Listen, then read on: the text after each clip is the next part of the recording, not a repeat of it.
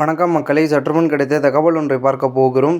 செங்கலாக எடப்பாடி கட்டிய கனவு கோட்டையை பிரித்தெடுத்த ஸ்டாலின் சரமாரி சம்பவம். திடீர் தகவல். இந்த ஒரு தகவலை பற்றி தான் நாம் பார்க்க போகிறோம். தகவலை பார்ப்பதற்கு முன்னதாக நீங்கள் நம்மளுடைய சேனலுக்கு புதிய பார்வையாளர்களாக இருந்தீர்கள் என்றால் மறக்காமல் நம்மளுடைய சேனலை சப்ஸ்கிரைப் செய்து வைத்துக் கொள்ளுங்கள் மக்களே. தமிழ்நாடு அரசியலில் 2026 சட்டசபை தேர்தலுக்கான எதிர்க்கட்சித் தலைவர் எடப்பாடி பழனிசாமி கட்டிய கனவு கோட்டையை ஒன்றை முதல்வர் ஸ்டாலினை பிரித்தெடுத்துள்ளார். கிட்டத்தட்ட பாஜக அதிமுகவின் எம்டிஏ கூட்டணியை செதிலாக ஸ்டாலின் உடைத்திருக்கிறார். கடந்த சில நாட்களில் தமிழக அரசியலில் அடுத்தடுத்து நடந்த சம்பவங்கள் அதிமுகவை அதிர்ச்சியில் ஆழ்த்தியுள்ளது.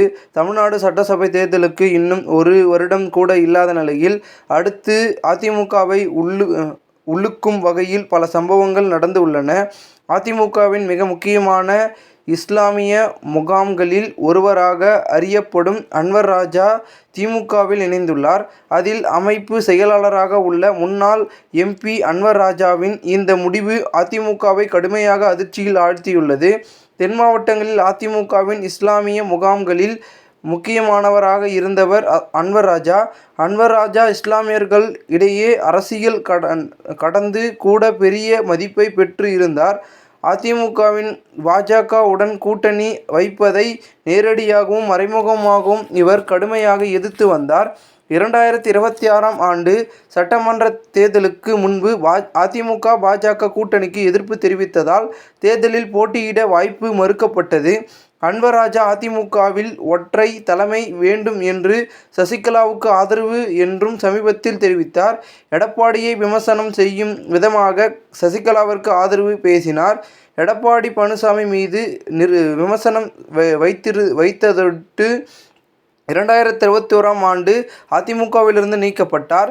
2023இல் மீண்டும் அதிமுகவில் இணைந்தவர் இப்பொழுது மீண்டும் அதிமுகவில் பாஜக கூட்டணியை எதிர்த்து திமுகவில் இணைந்துள்ளார். ஏற்கனவே பாஜக கூட்டணி காரணமாக அதிமுக மீது இஸ்லாமியர்கள் பலர் அப்செட்டில் இருக்கும் நிலையில்தான் திமுக பக்கம் ஐக்கியம் ஆகியுள்ளார் அன்வர் ராஜா. இதனால் இருக்கின்ற இஸ்லாமியர்கள் ஆதரவை எடப்பாடி இழக்கும் சூழல் உள்ளது. ஏற்கனவே டிடிவி தினகரன், ஓ பன்னீர்செல்வம், சசிகலாவுடன் எடப்பாடி பழனிசாமிக்கு உள்ள மோதல் காரணமாக முக்குளத்தோர் வாக்குகள் எடப்பாடிக்கு கிடைப்பது இல்லை. அதிமுக முக்குளத்தோர் வாக்குகளை இழந்து தென் மண்டலத்தில் கடுமையாக சிரமப்பட்டு வருகிறது. இப்பொழுது இஸ்லாமியர்கள் வாக்குகளும் பறிபோகும் சூழல் ஏற்பட்டுள்ளது.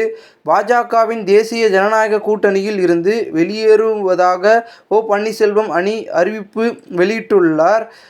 தலைமை கழக நிர்வாகிகளுடனான கூட்டத்திற்கு பிறகு ஓபிஎஸ் ஆதரவாளரான பண்ருட்டி ராமச்சந்திரன் பேட்டியளித்துள்ளார். தற்பொழுது எந்த கட்சியுடனும் கூட்டணி இல்லை என அறிவிப்பு வெளியிட்டுள்ளார். பிரதமர் நரேந்திர மோடி சமீபத்தில் தமிழ்நாடு வந்தபோது அவரை சந்திக்க ஓ பன்னீர்செல்வம் அனுமதி கேட்டிருந்தார். ஆனால் பிரதமரை சந்திக்க அவருக்கு அனுமதி கிடைக்கவில்லை என்று சொல்லப்படுகிறது. இதன் காரணமாக பல வகையான யூகங்களை கிளப்பின. இப்படிப்பட்ட நிலையில்தான் பாஜகவின் தேசிய ஜனநாயக கூட்டணியில் இருந்து வெளியேறுவதாக ஓ பன்னீர்செல்வம் அறிவிப்பு வெளியிடப்பட்டுள்ளார். முன்னாள் முதல்வர் ஓ பன்னீர்செல்வம் நேற்று காலை முதல்வர் ஸ்டாலினை சந்தித்து பேசினார். காலையில் நடைபயிற்சி சென்றபொழுது முதல்வர் ஸ்டாலின் ஓ பன்னீர்செல்வம் சந்தித்து உடல்நலம் குறித்து கேட்டறிந்துள்ளார். அடுத்த கட்ட அரசியல் நகர்வு குறித்தும் நேற்று ஓ பன்னீர்செல்வம் முக்கியமாக முடிவை வெளியிடுவதாக கூறியிருந்த நிலையில் இந்த சந்திப்பு அரசியல் ரீதியாகவும் கவனம் பெற்றுள்ளது. இதனையடுத்து ஆழ்வார்பேட்டையில் இருந்து முதல்வர் ஸ்டாலின் இல்லத்திற்கு நேரடியாக சென்ற ஓபிஎஸ் அவர் துணை முதல்வர் உதயநிதி ஸ்டாலினை வாசலுக்கே வந்து வரவேற்றார். ஸ்டாலின் ஓபிஎஸ் இடையான சந்திப்பு சுமார் 20 நிமிடங்களுக்கு மேலாக நடந்தது. முதல்வர் ஸ்டாலின் உடனான சந்திப்புக்கு பிறகு செய்தியாளர்களிடம் பேசிய ஓபிஎஸ் சில முக்கியம் தெரிவித்தார். கூட்டணியில் இருந்து வெளியேறியதாக அறிவித்த பிறகு பாஜக தரப்பு பேசினார்களா என்ற கேள்வி இல்லை என்று ஒரே வார்த்தையில் மட்டும் ஓபிஎஸ் பதிலளித்தார். ஓ பன்னீர்செல்வம் முடிவால் அதிமுக கூட்டணிக்கு தென் மண்டலத்தில் வர வேண்டிய முக்குளத்தோர் வாக்குகள் கடுமையாக சரியும். அதேபோல் டெல்டா மாவட்டங்களிலும் முக்குளத்தோர் கடுமையாக அதிர்ச்சி அடையும் வாய்ப்புகள் உள்ளன. சென்னை தலைமைச் செயலகத்தில் நேற்று காலை செல்வதற்கு முன்பு முதல்வர் மு. க. ஸ்டாலின் தனது இல்லத்திற்கு வருகை தந்த தேமுதிக பொருளாளர் பிரேமலதா விஜயகாந்தை சந்தித்து பேசினார். இந்த சந்திப்பு பிரேமலதா விஜயகாந்த் முதல்வரின் உடல்நலம் குறித்து விசாரித்தார்.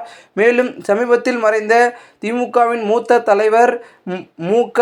முத்துவின் மறைவுக்கும் முதலமைச்சர் ஸ்டாலினிடம் பிரேமலதா விஜயகாந்த் தனது ஆழ்ந்த அனுதாபங்களை தெரிவித்து ஆறுதல் கூறினார்.